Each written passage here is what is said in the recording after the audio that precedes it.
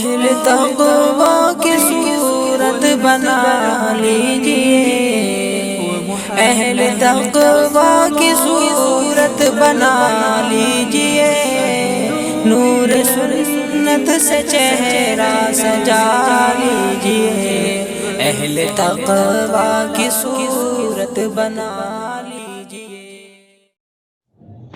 اللہ تعالیٰ نے ابلیس اور شیطان کے مقابلے میں گناہ گار مسلمانوں کے لیے سب سے بڑی مدد فرمائی، توبہ کا دروازہ کھلا ہوا۔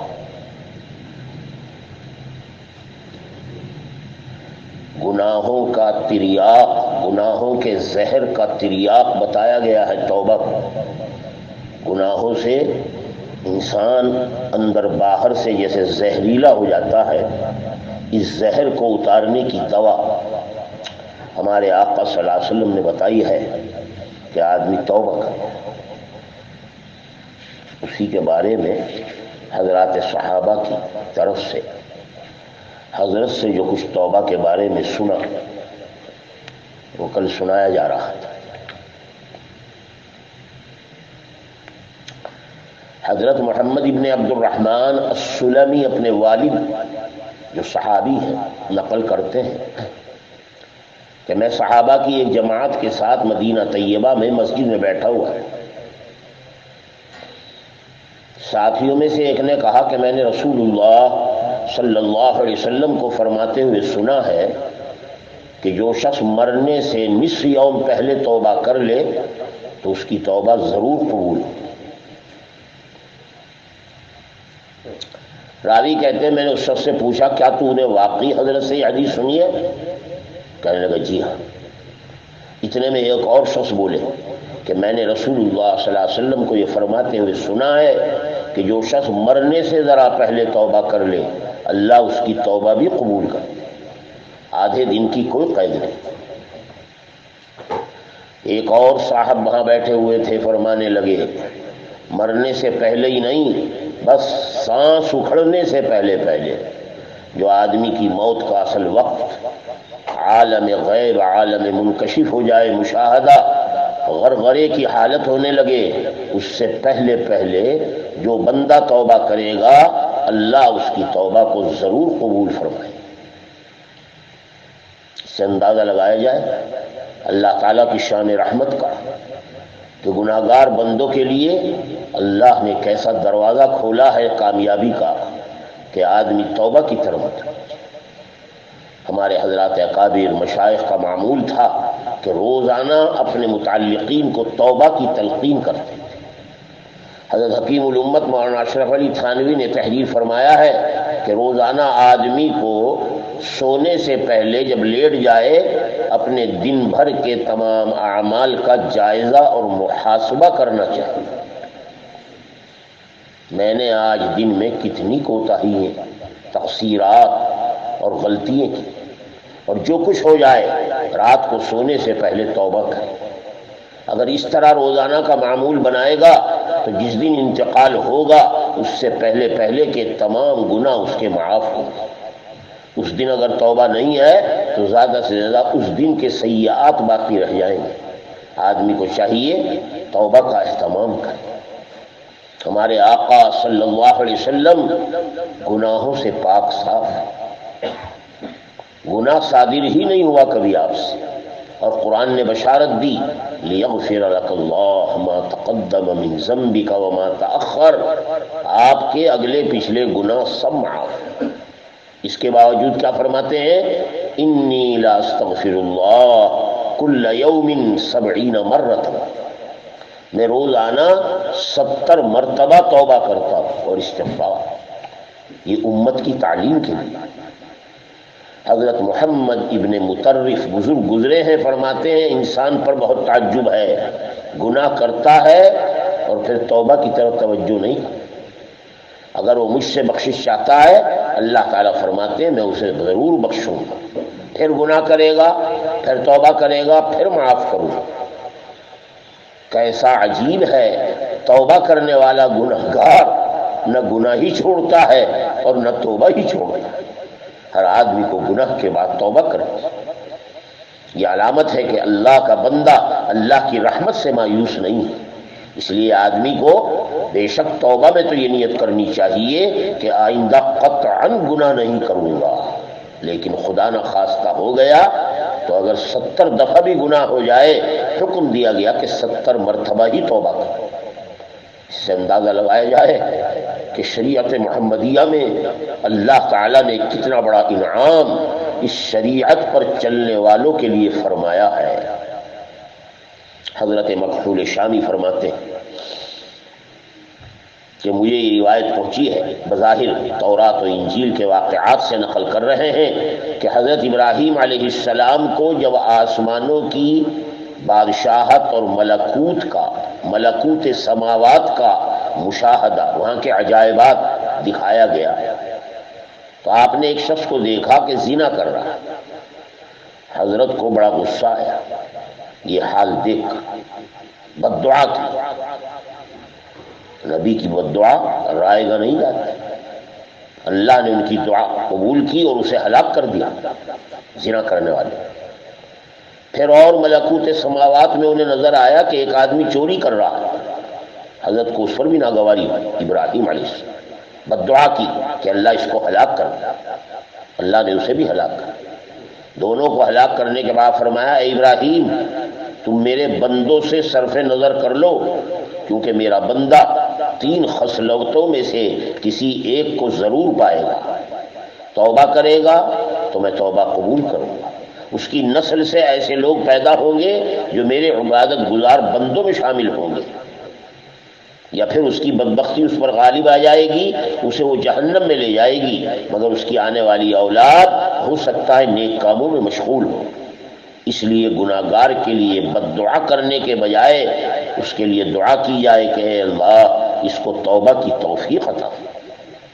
یہ روایت اس بات کی دلیل ہے کہ بندہ جب توبہ کرتا ہے اللہ تعالیٰ بے شک توبہ قبول فرماتے ہیں۔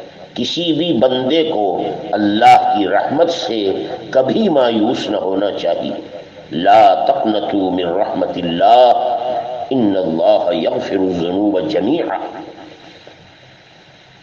ایک جگہ فرمایا گیا انہ لا ییأس من روح اللہ الا القوم الکافرون۔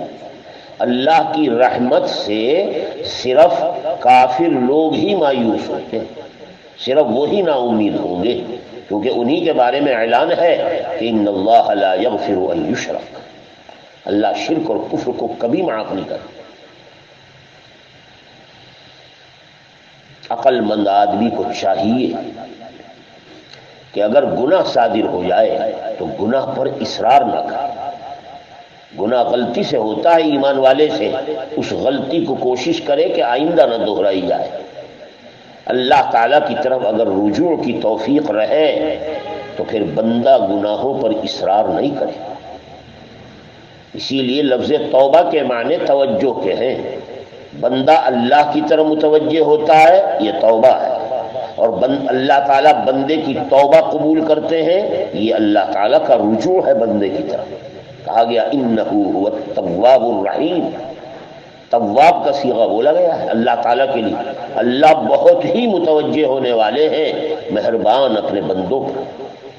اس لیے عقل مند کی عقل کا تقاضا ہے کہ ہم وقت اللہ کی طرف دھیان رکھے، اس کا ذکر کرے، تسبیحات کا اہتمام کرے، اس کی طرف رجوع رہے، اپنے دل کا دھیان اور خیال ادھر ادھر کی کمینی اور ناپاک چیزوں میں لگانے کے بجائے اپنے دل کا رجحان و میلان اللہ کی طرف۔ دل میں دھیان اور خیال رکھنا یہ قلب کا ذکر ہے، اور اللہ تعالیٰ اس ذکر کی برکت سے گناہوں پر پھر اصرار نہ ہونے کی ہدایت دیتے اور اس کی توفیق دیتے ہیں کہ گناہ پر بندہ اصرار نہیں کرتا۔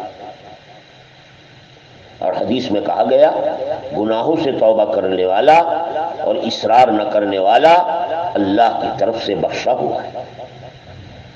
حضرت ابوبکر صدیق رضی اللہ تعالیٰ عنہ کا ارشاد ہے کہ میں نے نبی پاک صلی اللہ علیہ وسلم سے ایک مرتبہ سنا، آپ نے فرمایا استغفار کرنے والا کبھی گناہ پر مصر نہیں ہو سکتا، اس کا اصرار، اس کا استغفار اس کے اصرار کے لیے مانع ہے۔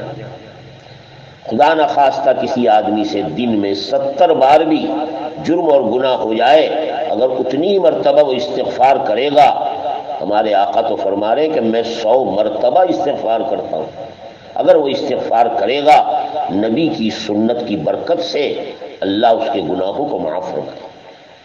اس لیے آدمی کو اپنے وظائف میں، معمولات میں، نماز روزے اور احکامات پر عمل میں استغفار کو اپنا وظیفہ بنانا چاہیے۔ کم سے کم ایک تسبیح سبحان 100 مرتبہ استغفار کا اہتمام کریں، جیسے حدیث میں کہا گیا انی لاستغفر اللہ 100 مرہ۔ حضرت علی فرماتے ہیں کہ میں جب نبی پاک صلی اللہ علیہ وسلم سے کوئی بات سنتا تھا تو اس سے جتنا اللہ تعالیٰ کو منظور ہوتا اللہ مجھے نفع پہنچاتا۔ جو بات بھی سننا سنانا یہ نفع کے لیے، آدمی جو کچھ سن رہا ہے اگر عمل کرے گا یہ سننا سنانا نافع ہے۔ اسی طرح حضرت علی فرماتے ہیں اگر میں کوئی دوسری حدیث نقل کرتا تو حضرت سے ہمیشہ اس کے لیے اہتمام سے دعا کو کہتا تھا، دوسرا حدیث نقل کرتا۔ بعض مرتبہ ایسا ہوتا تھا کہ آدمی میرے سامنے کوئی حدیث نقل کرے تو میں حلف دے کر پوچھتا تھا اور قسم دے کر پوچھتا تھا، تصدیق کرتا تھا، بتا کیا تو نے حضرت سے یہ حدیث سنی؟ اگر وہ قسم کھاتا تو میں اس کی تصدیق کرتا تھا۔ ایک مرتبہ حضرت ابو بکر نے مجھے حدیث سنائی کہ رسول اللہ صلی اللہ علیہ وسلم نے ارشاد فرمایا کہ جب بندہ کوئی گناہ کرتا ہے پھر اچھی طرح وضو کرتا ہے، 2 رکعت نماز تحیۃ الوضو پڑھتا ہے، اللہ تعالیٰ سے بخشش مانگتا ہے، اللہ تعالیٰ اس کی توبہ قبول فرماتا ہے۔ قرآن میں کہا گیا وَمَن يَعْمَلْ سُوءًا أَوْ يَظْلِمْ نَفْسَهُ ثُمَّ يَسْتَغْفِرِ اللَّهَ يَجِدِ اللَّهَ غَفُورًا رَحِيمًا۔ جو شخص کوئی گناہ کرے، اپنی جان کو نقصان پہنچائے، پھر اللہ سے معافی مانگے، اللہ کی طرف رجوع کرے تو اللہ تعالیٰ بڑی مغفرت فرمانے والے۔ ایک اور جگہ بھی اسی طرح آیت میں قرآن پاک میں اللہ تعالیٰ بندوں کو ترغیب دے رہے ہیں، گناہ گاروں کو، کہ توبہ کی طرف جتنا ہو سکے استغفار۔ والذین اذا فعلوا فاحشة او ظلموا انفسهم ذکروا اللہ فاستغفروا لذنوبهم ومن يغفر الذنوب الا الله ولم يصروا على ما فعلوا وهم يعلمون اولئك جزاؤهم مغفرة من ربهم وجنات تجري من تحتها الانهار خالدين فيها ونعم اجر العاملين۔ اور ایسے لوگ جن سے کوئی گناہ ہو جائے، زیادتی ہو جائے، اپنا نقصان کرنے لگے اور پھر وہ گناہ کر کے اللہ کو یاد کر لے تو اللہ تعالیٰ اور اپنے ان گناہوں کے اللہ سے معافی چاہیں تو اللہ کے سوا کون ہے جو گناہوں کو معاف کر دے۔ حضرت حسن بصری روایت فرماتے ہیں نبی پاک صلی اللہ علیہ وسلم نے ارشاد فرمایا کہ جب اللہ تعالیٰ نے شیطان لعین کو زمین پر اتارا تو کہنے لگا اے خدا تیری عزت کی قسم، میں انسان کا پیچھا کبھی نہیں چھوڑوں گا، ابن آدم کا پیچھا، کیونکہ اسی آدم نے مجھ کو آسمانوں سے نیچے اتروایا ہے، جب تک کہ اس کی روح جسم سے الگ نہ ہو جائے میں اس کے ساتھ رہوں۔ اللہ تعالیٰ نے فرمایا اس کی بات سن کر مجھے اپنی عزت اور عظمت کی قسم کہ میں اپنے بندے سے جب بھی کوئی توبہ کی توفیق ہوگی اس کے گناہوں کو معاف کروں گا، یہاں تک کہ مرتے وقت اگر سانس اکھڑنے لگے اس سے پہلے بھی اگر وہ توبہ کر رہا ہے میں اس کی توبہ قبول کروں۔ حضرت ابو امامہ باہلی سے حدیث مشہور نقل کی گئی کہ نبی پاک صلی اللہ علیہ وسلم نے فرمایا اللہ نے ہر انسان کے ساتھ جیسے شیطان رکھا ہے، قرین سو، گناہوں کا وسوسہ ڈالنے والا، گناہوں پر آمادہ کرنے والا، گناہوں کی رغبت دلانے والا، ہر آدمی کے ساتھ ہر وقت ایک فرشتہ رہتا ہے جسے قرین سو کہا گیا۔ اللہ نے اس کے مقابلے میں انسان کے ساتھ فرشتے بھی مقرر کیے، دونوں طرف دائیں بائیں جانب فرشتے رہتے ہیں، اور سنو دائیں جانب والا فرشتہ بائیں جانب والے کا حاکم ہے، افسر ہے، بائیں جانب والا فرشتہ اس کے ماتحت، اس کے احکامات کا ماننے والا۔ حضرت نے فرمایا جب بندہ کوئی نیکی کرتا ہے تو دائیں والا اس کو لکھتا ہے اور 10 گنا کر کے، کیونکہ شریعت کا حکم ہے الحسنہ بعشر امثالہ، اللہ کے یہاں ہر نیکی کا بدلہ 10 گنا۔ اور جب بندہ کوئی برائی کرتا ہے تو بائیں والا فرشتہ، بائیں جانب والا فرشتہ اسی کام کے لیے مقرر ہے کہ اس کے گناہ کو لکھوں، لیکن وہ لکھنا چاہتا ہے تو دائیں والا فرشتہ کہتا ہے ابھی ٹھہر جاؤ، اس کا گناہ مت لکھو، چند گھڑیے ٹھہرا رہتا ہے۔ اگر بندہ توبہ استغفار کر لے تو فرشتہ حکم دیتا ہے کہ اب اس کا گناہ مت لکھو۔ ہاں اگر استغفار نہ کرے، توبہ کی فوراً توفیق نہ ہو، تو پھر حکم دیتا ہے کاتب حسنات کہ اس کا سیئہ لکھ لو، مگر ایک ہی لکھنا۔ میں نے حسنہ 10 گنا لکھا ہے مگر سیئہ 10 گنا نہیں۔ اللہ نے کیسی شان رحمت ان ملائکہ کے ذریعے ظاہر فرمائی ہے دنیا میں ہر انسان کی، بس وہ ایک برائی لکھتا ہے۔ حضرت نبی پاک صلی اللہ علیہ وسلم نے توبہ کے بارے میں جو مضامین بیان فرمائے ہیں ان میں صاف اعلان کیا گیا کہ گناہ سے توبہ کرنے والا ایسا ہو جاتا ہے جیسے اس نے گناہ کیا ہی نہیں۔ التائب من الذنب کمن لا ذنب لہ۔ ایک روایت میں ہے کہ بندہ جب گناہ کرتا ہے تو وہ فوراً نہیں لکھا جاتا تاں کہ وہ دوسرا گناہ کرے، چنانچہ پھر لکھا جاتا ہے، اور دوسرے گناہ کو نہیں لکھا جائے گا جب تک کہ خدا نہ خواستہ وہ تیسرا گناہ نہ کرے۔ گناہوں کے لکھنے والے فرشتے کو ہدایت ہے کہ فوراً گناہ مت لکھو، گناہ کرنے والے کی توبہ کا انتظار کرو۔ اسی طرح جب نیکی بندہ کرتا ہے حکم ہے فرشتے کو فوراً 10 نیکیاں لکھو، اور وہ 10 نیکیاں اس کی لکھتا ہے۔ اس پر ابلیس لعین چیختا چلاتا ہے، کہتا ہے کہ میں ابن آدم پر کیسے غلبہ پاؤں، اگر گناہ اس سے ہوا بھی تو ایک لکھا جا رہا ہے نامہ عمل میں، اور نیکی اگر ہوئی تو 10 گنی لکھی جائے۔ گویا شیطان کی ساری محنت پر اللہ اس ایک نیکی کے ذریعے پانی پھیر دیتے ہیں، ساری محنت شیطان کی برباد ہو۔ اس سے اندازہ لگایا جائے اللہ نے توبہ کتنی بڑی دولت دی۔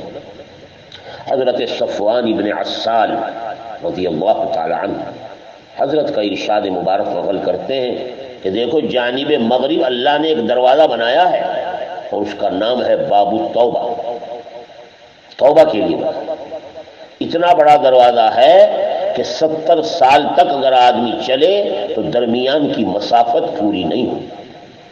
جب سورج مغرب کی طرف سے قیامت سے پہلے طلوع ہوگا یہ دروازہ اس وقت بند کیا جائے گا، اس سے پہلے کھلا ہوا، کیونکہ قرآن کا اعلان ہے انہ کان للاوابین غفورا، اللہ اپنے رجوع اور توبہ کرنے والے کی خطاؤں کو ہمیشہ معاف فرمائے۔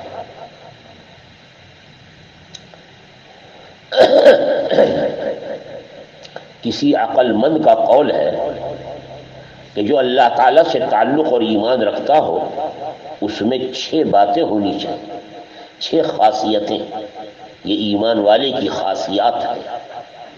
جب اللہ تعالیٰ کا ذکر کرتا ہے تو فخر کے ساتھ، اور اپنا اگر ذکر کرے تو بڑی حقارت کے ساتھ۔ اللہ کا ذکر شوق سے، ذوق سے، اس کو اپنے لیے باعث فخر سمجھ کر کرے، اپنا کہیں تذکرہ ہو تو تواضع اور حقارت کے ساتھ ذکر، اور اللہ تعالیٰ کی آیات میں غور کرتا رہے۔ یہ عارف کی پہچان اور عارف کی خاصیت ہے۔ اللہ نے دنیا میں نشانیاں رکھی، اپنی قدرت کی علامات رکھی، صبح سے شام تک نہ جانے کیا کیا تغیرات و تصرفات اللہ دنیا میں کرتے ہیں، آدمی کو ان سے عبرت حاصل ہے۔ مثلا کسی کی موت آئی ہے، مرنے والے کا جنازہ جا رہا ہے، تو معارف کا کام ہے کہ اس جنازے سے عبرت حاصل سوچے کہ اب یہ جا رہا ہے میرا بھی نمبر آنے والا ہے۔ اسی طرح عارف کی خاصیات میں یہ بھی ہے کہ معصیت یا شہوت اگر آئے اور شیطان وسوسے ڈالے خواہش نفس پوری کرنے کے لیے تو اس پر اپنا کنٹرول رکھے، رکنے کی کوشش کرے۔ خواہشات اور شہوات نفس کو پورا کرنے سے اپنے آپ کو روکنا، یہ مجاہدہ اور ایمان والے کی بہت بڑی قربانی ہے۔ اور پھر اس کے ساتھ ساتھ بندے کو اللہ تعالیٰ کے عفو اور مغفرت پر بھروسہ ہونا چاہیے، اور آدمی ہمیشہ اپنے گناہوں کو یاد کر کر کے استغفار کرتا رہے، یہ ایمان کی خاصیات ہے۔ حضرت امام ابن شہاب زہری ناقل ہے کہ ایک مرتبہ حضرت عمر نبی پاک صلی اللہ علیہ وسلم کی خدمت میں آئے اور رونے لگے۔ آپ نے وجہ پوچھی کہ کیوں رو رہے؟ عرض کیا کہ یا رسول اللہ، دروازے پر ایک نوجوان رو رہا ہے اور اسی نے میرا دل جلا دیا، مجھے بھی رونا آ گیا۔ فرمایا اے عمر، اسے اندر لے کر آؤ۔ وہ نوجوان روتا ہوا حاضر ہوا۔ حضرت نے اس سے رونے کی وجہ پوچھی۔ کہنے لگا یا رسول اللہ صلی اللہ علیہ وسلم، میرے پاس گناہوں کا ڈھیر ہے، جب سوچتا ہوں تو مجھے رونا آتا، اور اللہ جبار سے مجھے ڈر لگتا کہ اللہ مجھ پر کتنے غضبناک ہو۔ فرمایا تو نے اللہ کے ساتھ کسی کو شریک ٹھہرایا، شرک اور کفر کیا؟ عرض کیا جی نہیں۔ کسی کو ناحق قتل کیا؟ عرض کیا جی نہیں۔ فرمایا اللہ تعالیٰ تیرے سارے گناہوں کے ڈھیر کو معاف فرمائے، چاہے 7 آسمان 7 زمین اور دنیا بھر کے تمام پہاڑوں کے برابر ہو۔ اللہ ایسے غفار۔ یہ سن کر اس نے اپنے دل کی بات کہی، کہنے لگا حضرت اس لیے رو رہا ہوں کہ میرے پاس ایک گناہ ایسا ہے جو 7 آسمانوں زمینوں اور پہاڑوں سے بھی وزنی۔ فرمایا ایسا گناہ ہے؟ اتنے بڑے گناہ کا تصور کیے ہوئے؟ جی ہاں۔ فرمایا سن بتا، تیرا گناہ بڑا ہے یا اللہ کی کرسی بڑی ہے اور اللہ کا عرش بڑا ہے؟ کہنے لگا مجھے تو اپنا گناہ بڑا نظر آ رہا ہے۔ فرمایا یہ بتا، اللہ تیرا گناہ بڑا ہے یا عرش بڑا ہے؟ اس نے اس میں بھی یہ کہا کہ میں ڈر رہا ہوں میرا گناہ سب سے بڑا ہے۔ اچھا یہ بتا تیرا گناہ بڑا ہے یا اللہ تعالیٰ بڑے ہیں؟ یہاں وہ خاموش ہو، کہنے لگا اللہ اکبر، اللہ سب سے بڑا، اللہ تعالیٰ سب سے بڑے ہیں، اور ان کا عفو اور معافات و مغفرت وہ بھی ان کے شایان شان بڑی ہے۔ سن، فرمایا حضرت نے یاد رکھ، بڑے سے بڑا گناہ، یہ بڑے سے بڑا رب ہمیشہ معاف کرنے پر قادر ہے۔ گناہ عظیم کو خدائے عظیم معاف فرماتے ہیں، ان کا وعدہ ہے بشرطے کہ بندہ ان کی طرف اسی عظمت کے ساتھ متوجہ۔ فرمایا تو اپنے گناہ کو جو اتنا بڑا بتا رہا ہے، عرش سے بھی کرسی سے بھی، تیرے سے کیا گناہ ہوا؟ کہنے لگا حضرت میں کفن چور تھا، 7 سال تک میں نے یہ پیشہ اختیار کیا۔ ایک دفعہ انصار کی ایک لڑکی انتقال کر گئی تو میں نے اس کی قبر کھولی، کفن اتارا، چل دیا، مگر شیطان کا مجھ پر غلبہ تھا۔ شیطان نے مجھے اکسایا، میں لوٹ کر آیا اور میں نے اس مردہ لڑکی سے جماع کیا اور زنا کیا۔ دیکھتا ہوں تھوڑی دیر میں کہ وہ لڑکی میرے سامنے کھڑی ہوئی ہے اور کہہ رہی ہے جوان تجھے قیامت کے دن جزا اور سزا ملنے سے کیا حیا نہیں آتی؟ جس وقت اللہ اپنی کرسی سے فیصلہ کریں گے اور ظالم سے مظلوم کا بدلہ دلوائیں گے، تو مرنے والوں کے مجمع میں مجھے ننگا کر رہا ہے، میرے اللہ کے روبرو مجھے بحالت جنابت حاضر کرنے کا موقع دے رہا ہے۔ حضرت مجھ سے یہ غدہ ہو گیا۔ حضرت آقا کریم صلی اللہ علیہ وسلم یہ سن کر ایک دم کھڑے ہو گئے اور اس کو ایک زور سے تھپڑ مارا اور فرمایا واقعی تیرا یہ گناہ ہے، اے فاسق، پھر تو آگ ہی کے لائق، دفع ہو یہاں سے اور چلا جائے۔ نوجوان وہاں سے نکلا، 40 دن تک اللہ کے حضور توبہ کرتے کرتے مارا مارا پھرتا رہا۔ 40ویں دن اللہ کی طرف آسمان کے سر اٹھا کر کہنے لگا، اے محمد صلی اللہ علیہ وسلم کے رب، اے آدم و حوا کے معبود، میں توبہ کرتا ہوں، اگر تجھے میری توبہ منظور ہو تو حضرت مجھ سے ناراض ہے، حضرت کو میری توبہ کی قبولیت کی اطلاع دے، ورنہ میری توبہ اگر قبول نہیں ہے تو اللہ آسمان سے آگ بھیج دیے جو مجھے جلا کر راکھ کر، تاکہ میں آخرت کے عذاب سے بچ جاؤں۔ جاہل تھا، یہ سمجھتا تھا کہ دنیا میں اللہ کے عذاب سے بچنے والے کو قیامت میں عذاب نہیں ہوگا۔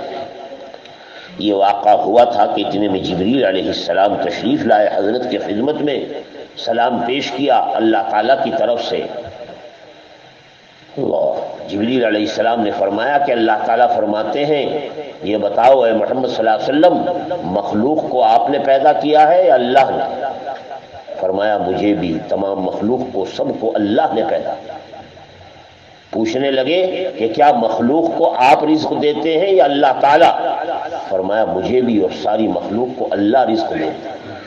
پھر عرض کرنے لگے جبریل، اللہ تعالیٰ پوچھ رہے ہیں کہ بندوں کی توبہ آپ قبول کرتے ہیں یا اللہ؟ فرمایا میری بھی اور تمام بندوں کی توبہ صرف وہی قبول کرتے ہیں۔ تو کہنے لگے جبریل علیہ السلام، اللہ تعالیٰ نے پیغام بھیجا ہے کہ میں نے اپنے اس بندے کی توبہ قبول کر لی، اس پر آپ بھی نگاہ شفقت فرمائی۔ حضرت نے اس نوجوان کو بلوایا اور اس کی توبہ کے قبول ہونے کی بشارت سنائی۔ اللہ کے ہاں توبہ اس طریقے سے قابل قبول ہوتی ہے، اسی لیے فرمایا گیا یا ایھا الذین آمنوا توبوا الی اللہ توبۃ نصوحا، توبۃ نصوحا، اے ایمان والو اللہ کے سامنے سچی توبہ کی، جیسا گناہ ویسی توبہ، چھپ کر گناہ کیا ہے چھپ کر توبہ کرے، علانیہ گناہ ہوا ہے علانیہ توبہ کرے۔ توبۃ النصوح نام ہے، دل سے اپنی گناہ پر ندامت ہو، زبان سے پختہ عہد اور استغفار، اور یہ عزم ہو کہ کبھی بھی آئندہ گناہ نہیں کروں گا۔ نبی پاک صلی اللہ علیہ وسلم نے ایسی ہی توبہ کے بارے میں فرمایا ہے کہ استغفار کرنے والے اور توبہ کرنے والے ایسے ہیں جیسے ان سے گناہ نہ ہوا۔